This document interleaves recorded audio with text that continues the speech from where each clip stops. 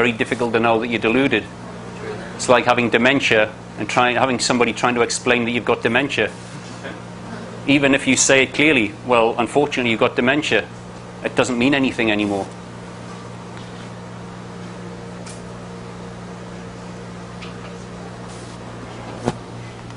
How are we doing for time? Anybody know?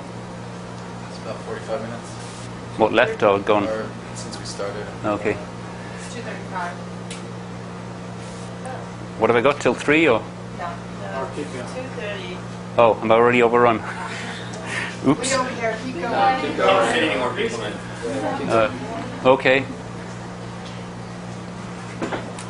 So, what I'm proposing is serious neural retardation. It's pretty challenging stuff with severe perceptual symptoms. There's no way I can get away with that if there's not a mountain of evidence. Behavioral, societal, mechanisms, biochemistry. They should all be there, or I'm completely wrong on this.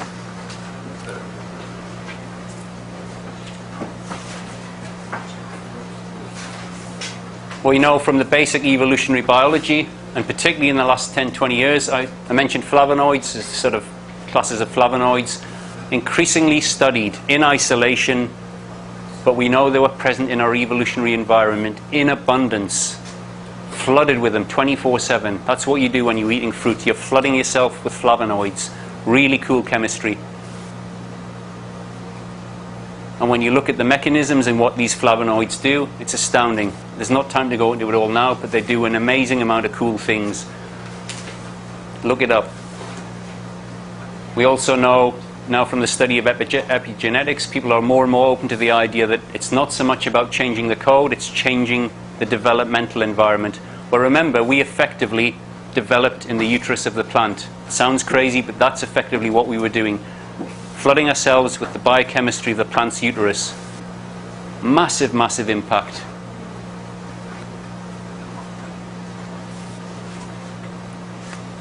The very ancient origins, according to modern science, insect-eating ancestor. Insects had already started forming a relationship with plants. The plants really were in charge. I mean, they were sort of hijacking insects who were hijacking animals to do their kind of sexual dirty work. And the insects, of course, in the plants, they're being tempted with nectar, so a sweet treat. Insect-eating animals follow them in, start eating the flowers, which are also rich in flavonoids. That's where the colors from flowers come from. And to push it a bit further, the plants, as I say, they start swelling their sex organs. And they're limited to what is already in the sex organ, which is this rich hormonal cocktail to produce the plant's next generation, designed to read DNA. So we start forming a relationship with that. And the plants start competing with each other, bigger, brighter, sexy, more gaudy. And that's the kind of stuff we want. I mean, anybody been down late at night eating durian? Yeah. It's pretty raunchy stuff, you know?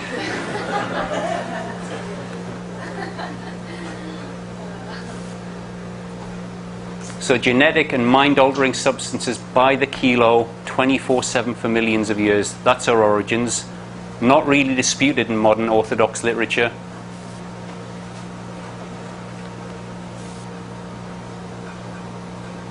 And yet people still scratching their heads. What's the unique factor about human evolution? Why do we end up with this big brain? It's screaming out at us. Unfortunately, due to the separation, we're not too smart anymore. There's quite a bit I could talk about the pineal. I'm probably going to run out of time, but flavonoids, I've mentioned them. I'll mention them a lot more, probably tomorrow as well. I talked about their neurochemical effects, neuroactive effects. A lot of them are monoamine oxidase inhibitors. That means they kind of generally elevate our mood. They will also, those class of chemicals, activate the pineal. One of the few ways to get the pineal to work harder is take monoamine oxidase inhibitors, which is, ooh, that's bad, it's drugs. Well, actually, fruit contains monoamine oxidase inhibitors. And what is a pineal pump? Melatonin, pinaline, exactly what you need to build and maintain a big brain. So the fruit diet is fueling the pineal, and it's in turn pumping the very chemistry we need to protect and build a big brain. Take the diet away, you lose the dietary effects. It also reduces the effectiveness of the pineal. Double whammy. Not good. Just throwing this in as a, you know, we've in our recent times, in this kind of period of advancement, inventing agriculture, we mostly rely now on building this complex piece of equipment from what the primatologists would call fallback foods, some roots, some tubers. Wouldn't be so bad if we ate them raw, but we tend to microwave them, bake them, beat the hell out of them. And then grass seed, masses of grass seed.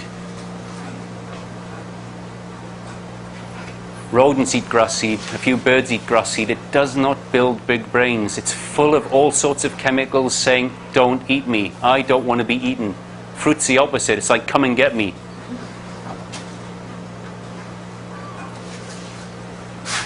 But there's the theory. We started eating all this stuff and somehow we built a big brain. Like I say, wheat, barley, rice, corn, grass seed. Forget all these nice names, it's grass seed. That's all it is. And again, it wouldn't be so bad if we sprouted this stuff, but again, beat the hell out of it, bake it, microwave it. And that's what we build our brain from today.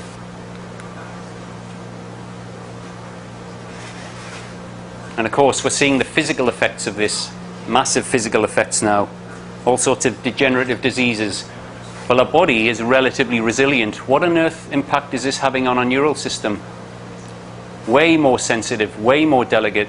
We're building our neural system from deep-fried tubers and flour. It's, you know, it's made from glue and starch. It's shocking.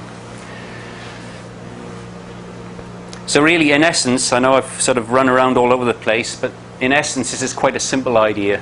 Let's look at the forests again. What are the forests capable of doing? What is the biochemistry of the forest? Could it possibly explain all these anomalies with our physiology, our neural system? And why has nobody been looking at this? Even though it's in these ancient traditions, like I say, they talk about forest dwelling. They talk about living naked. It must have been warm. That's the tropics. And even talk about fruit.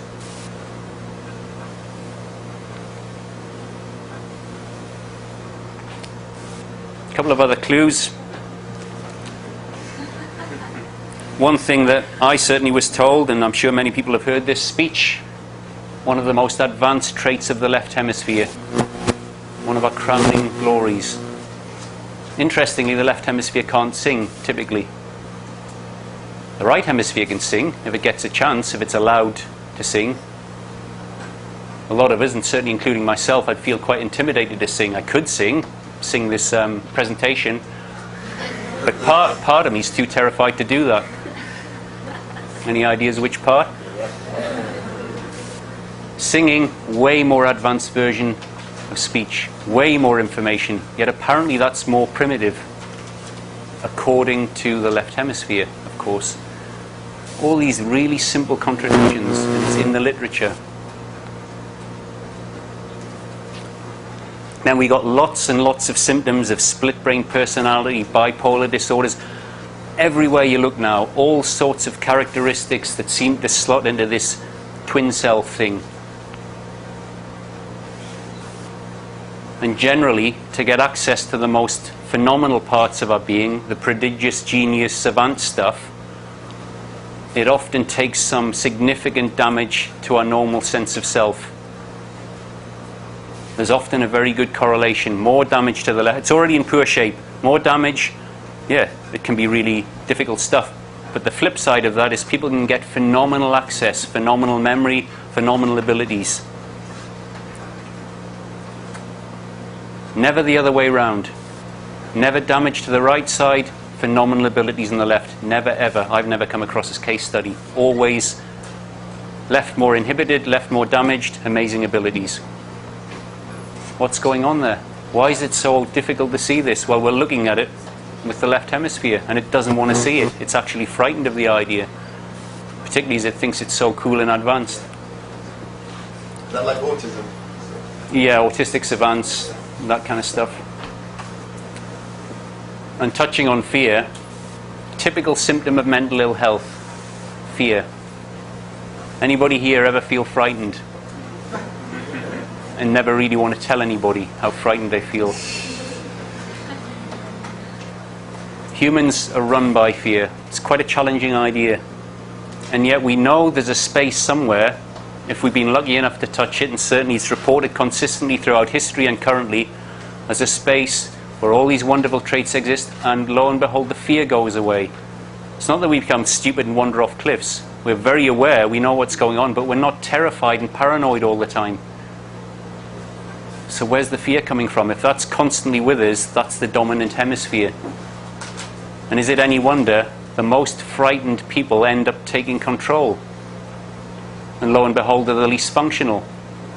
So you end up with the emergence of patriarchy and hierarchy, not as some kind of new social paradigm, but as the symptoms of a neurological condition. I'm not suggesting our government's anything like that, but hey ho, make your own mind up. People who want to be in control generally are more frightened. I'm not talking about people who are phenomenally good at something and they end up running things because they're really good. I'm talking about people who want to be in control. It's a symptom of neurological dysfunction. Unfortunately, they mostly run everything, and they're doing a really good job. And again, this so-called higher function, whether it's a kind of spiritual higher function or kind of cognitive higher function, why is it so rare? We consider ourselves so advanced. Who here has invented anything? Who here has come up with anything cool? We take credit for some of the very few geniuses that do exist, and they're often quite quirky. They've often had all sorts of behavioral problems, but they have access to something amazing. Most of us don't. Why is it so rare? Why is it so difficult to get at?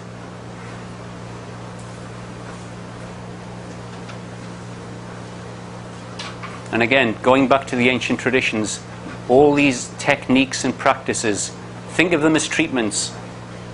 Why did we need them, and what can they tell us? And I'd suggest, you can make your own mind up, I'd suggest they break quite nicely into 3 categories. And they're often written about explicitly, or it's implied in the technique. Techniques to inhibit the left hemisphere. Calm it down. Quieten the speech thing down. Stop the chattering. That's left hemisphere. It's constantly going on. If you can find a way to calm it down, you start getting glimpses of something else. Trappist tradition. Traditions where people didn't speak for weeks, months, years on end. Anything to shut the stupid thing up. I also mentioned sleep deprivation. Quite a harsh technique. I'm not recommending it unless you're, really up for an adventure. Starves the left hemisphere of its recharge time, and it doesn't like it, and you will feel crap. But eventually, it loses control. And something else starts to kick in. So one set of approaches, inhibit the left hemisphere. Another set of approaches, stimulate the right hemisphere. Complex music. The left hemisphere cannot hear complex stuff. It cannot see complex stuff. You have to move to the right to hear and see all these complex things. How long, how many days of sleep deprivation did you say until it quiets down? I'll do questions at the end, but very briefly, looking at the ancient traditions. What was So, the question? it's how many days of sleep deprivation can make a difference. I'm not really going to do questions now, but I'll answer that one. I'd say between 3 and 7 days is a really sweet window. And it's in the ancient traditions. The very earliest text we know, the cuneiform tablets in Persia, the Epic of Gilgamesh, is it's like an initiates account of trying to reach the lost state of consciousness of the ancestors, and these various tests and challenges. The very last one, and this is the earliest text we have currently, stay awake for 7 days and nights. The Buddha reaching some kind of deeply altered state after 7 days of meditation. Well, meditation is the same as sleep deprivation. It's in Vision Quest, the Vision Quest approach, staying awake till you get into a visual way of perceiving things instead of a conceptual way. Lots of clues, but certainly not an easy approach. So yeah, things to stimulate the right hemisphere, including putting back some analogues of the neurochemistry from the forest that's now gone missing.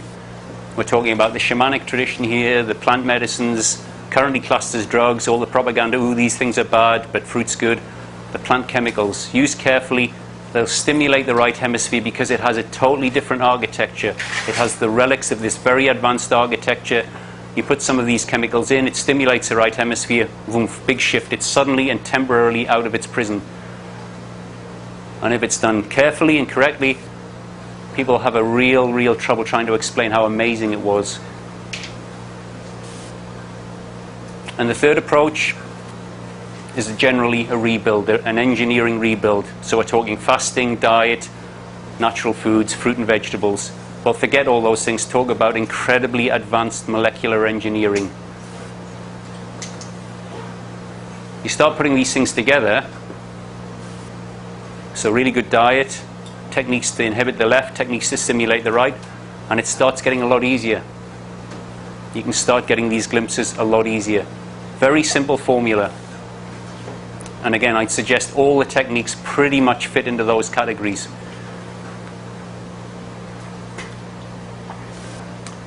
There's a whole bunch of stuff on human fertility and kind of some of the things that are considered normal. If you add this massive flavonoid cocktail and the effect it has on our own hormones, too much detail to go into, but the suggestion is a lot of the things we consider normal to do with ovulation, menstruation, may not be normal.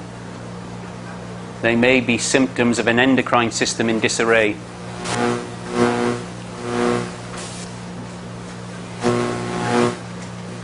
So remember, these chemicals, they typically inhibit estrogen and testosterone. And there's evidence of the classic cycles in humans slowing when you start adding flavonoids. Of course, the studies, small amounts of flavonoids. We were flooding ourselves with flavonoids 24/7. They're quite contraceptive in their effect. Of course, contraception ultimately is not a good thing if you need to reproduce. So again, not a lot of time to go into this. There's information in the book or on the websites. But it may start to explain some of the mechanisms to do with reproduction. Why is it we have potentially these intense orgasmic states that can be accessed? An orgasm in males is about ovulation. It's the equivalent of ovulation. In females, that may have been what was required at one time to ovulate, because there was so much of this chemistry inhibiting ovulation. Ovulation was static. It was just the ovum ready to go, held in stasis until there was intense sexual activity. Very efficient system, and there's echoes of it in other species. But because we've lost all this, it's kind of reverted to a more archaic estrus cycle, and it just kind of runs of its own accord. A lot of stuff that, as I say, online, a lot of information on this, very different conclusions, but the data is very good. Melatonin's even been tested for a contraceptive. It's quite effective. Remember, the pineal gland, when you're eating fruit, it's going to be pumping more melatonin.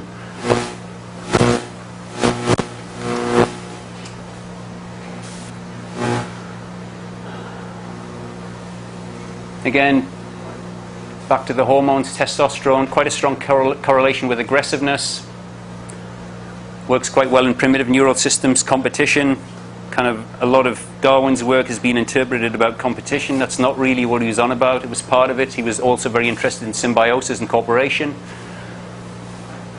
But take the fruit away, the pineal gland doesn't work as much, and our own ancient hormones start to dominate again, including testosterone. And males produce more testosterone than females.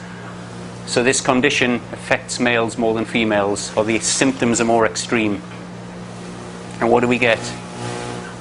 Patriarchal systems where the most damaged male brains take control. I don't know if anybody spotted that, but and I can get away with that being a male. It's a very simple correlation. Hormones that we know are related to aggression, they're suddenly unleashed from millions of years of inhibition, and they design a more primitive neural system. And again, primitive neural systems typically lack much compassion, much empathy. So it's quite easy to send hundreds of thousands of people to war, and it's just a game on a board. Back to sex again, and more clues from the sort of tantric tradition and other traditions.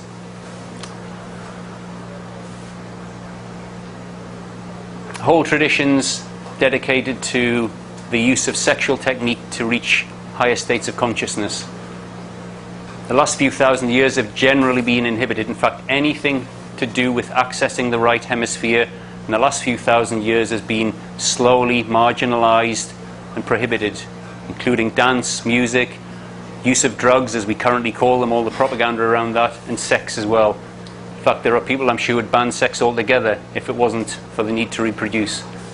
Why is that? Because these are all approaches that stimulate the right hemisphere, or they can do under certain situations, and it's one of the easiest ways to start accessing those divine states.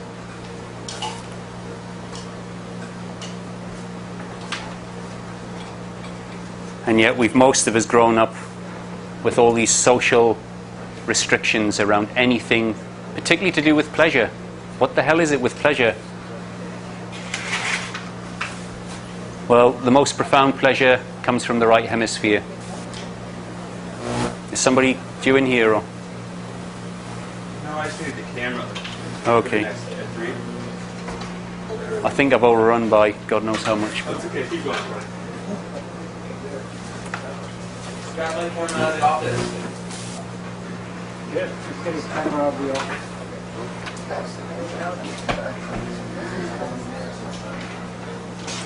I think I'm nearly done. It's almost halfway through the slides. The rest will be on Friday. Yeah, a little bit on the thymus gland. Incredibly sensitive to hormones. Ancient traditions talk about us living a lot longer and being amazingly healthy, aside from all these wonderful traits we had. But remember, we were flooding ourselves with chemistry that read our DNA differently and kept our primitive steroids in check. So you take all that away, and what happens? The thymus gland is very sensitive to steroids. And instead of growing very large and being very powerful, around about puberty, it stops expanding, starts to shrink. Really simple mechanism here that might explain why our very distant ancestors were phenomenally more healthy than we are. Also ties in with estrogen-dependent cancers, epidemic of cancer. A lot of cancers are initiated or at least fueled by free estrogens. Flood yourself with estrogen inhibitors, and that can't happen. And a lot of the pharmaceutical approaches are very similar to crude copies of flavonoids. They don't work as well, they have a lot of side effects. Flavonoids, in fact, do a much better job.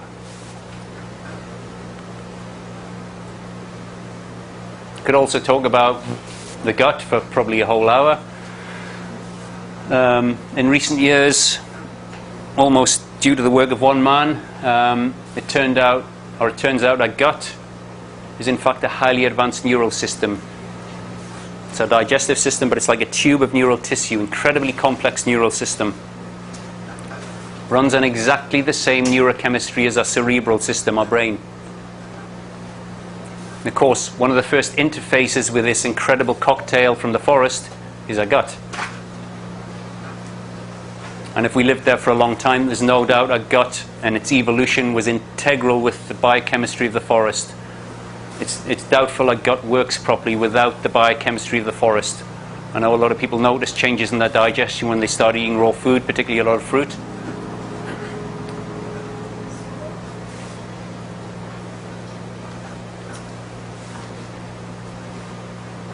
And the ancients talk about chi energy, developing the gut. I certainly noticed on sleep deprivation combined with a raw diet, my gut changed shape. And it felt pretty cool. It was like this being living down here somewhere.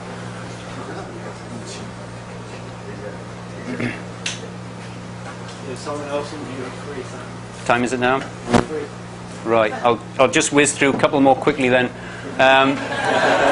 Very quickly, because I'm nearly there. I'm talking a lot about perception, but I'm also interested in functionality in a practical sense. The very best performances of our very best athletes typically come from what we call an altered state. People talk about time standing still and flying past the opposition. This isn't about muscles, this isn't about training, this is about the management system. Remember, we're talking about the cerebral management system. If you push the left hemisphere hard enough and far enough, it will break, it will give way, and something else cuts in and everything works better. So this isn't just about sitting in the corner, tripping out and feeling great. This is about having phenomenal physical capacity as well. Very powerful, very agile, way more balanced. Think of the best free rock climbers, gymnasts and so on. That's the kind of stuff we should all have.